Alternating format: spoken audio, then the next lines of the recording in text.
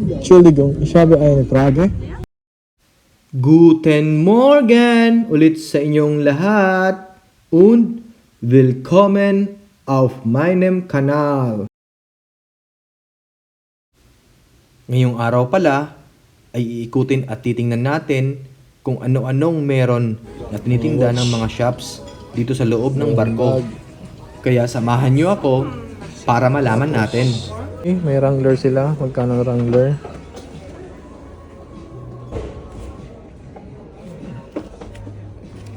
Walang prices. Wow.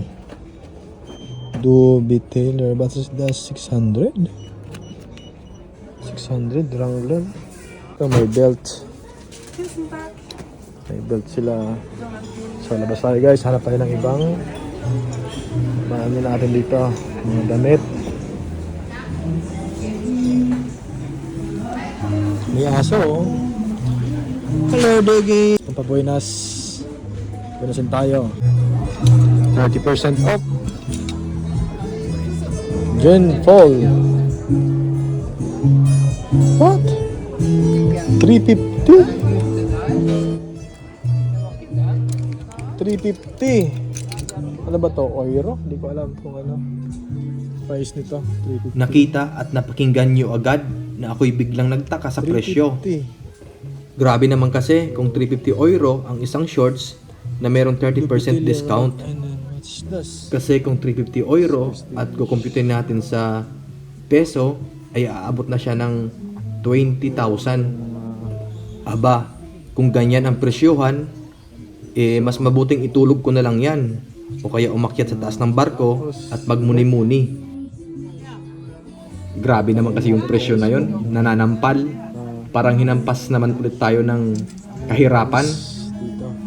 Diba? Nag-window shopping ka lang tapos bigla kang hahampasin ng kahirapan. Naalala ko tuloy yung motivational rise ng isang influencer. Alam ko kilala nyo siya. Sikat siya eh. Kumusta na kaya siya? Sana okay lang siya. Patos. Oakley. Dito sa shop na ito ay kumpleto yung itinitinda. Merong pang matanda at meron ding pang bata. Ang masasabi ko sa naramdaman ko sa pagpasok sa shop na ito ay para lang din nasa normal na mall ako. Usually, yung mga brands na itinitinda dito ay meron din sa ibang mall. Pero syempre, meron ding iilan na hindi mo makikita sa mall at dito ko lang nakita sa loob ng shop na ito.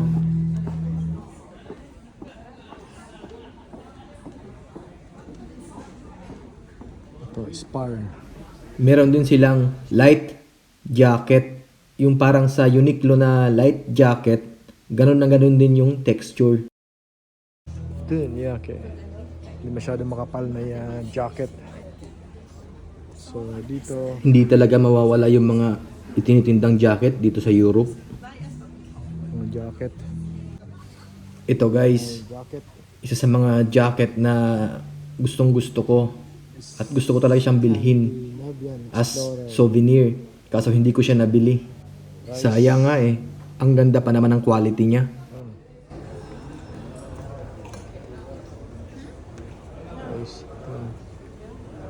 So, pasok tayo guys. Tingnan natin kung ano ang meron sa loob ng ano na to.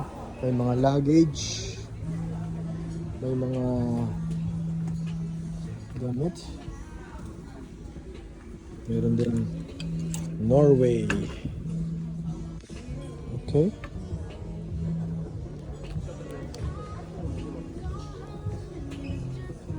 So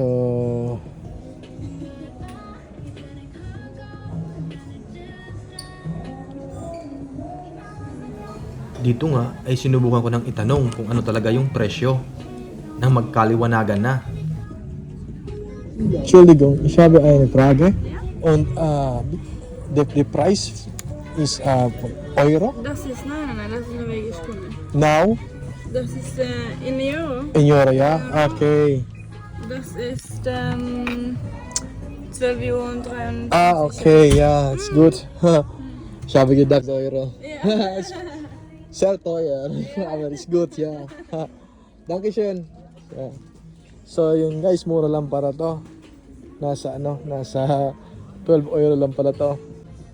Pwede na guys, souvenir, Norway. Pati rin itong t-shirt, hindi ko rin siya nabili.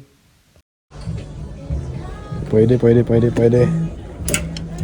Ano pa ba? Norway na gray. Pwede. Norway na gray. Kala ko, so, okay. So, sa cup naman nila, mayroong silang Norway.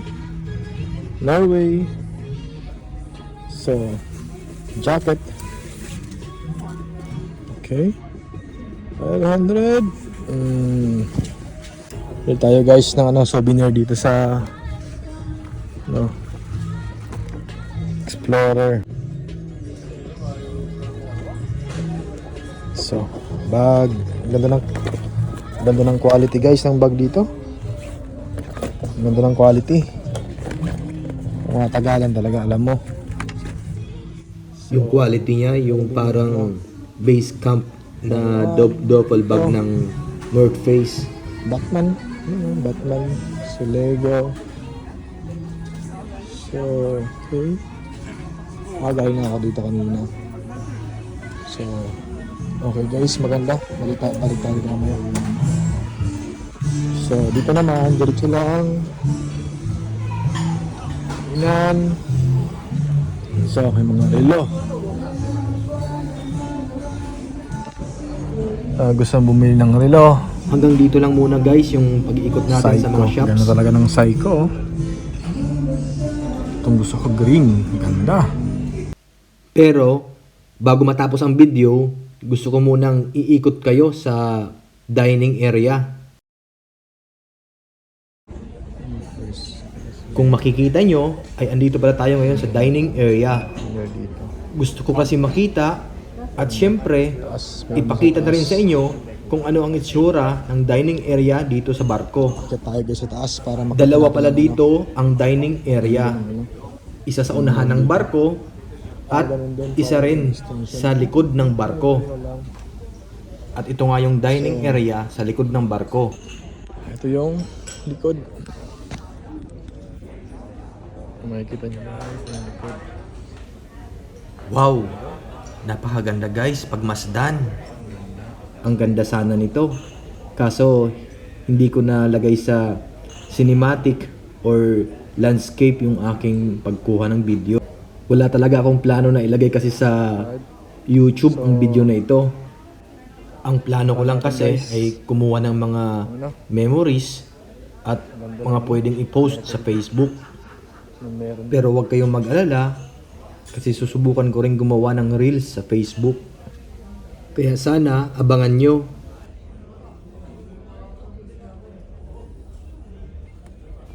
Dito nga ay pumunta ako sa dulo kasi gusto kong makita nyo kung ano ang nakikita ko. So ito na nga yung dulo ng barko.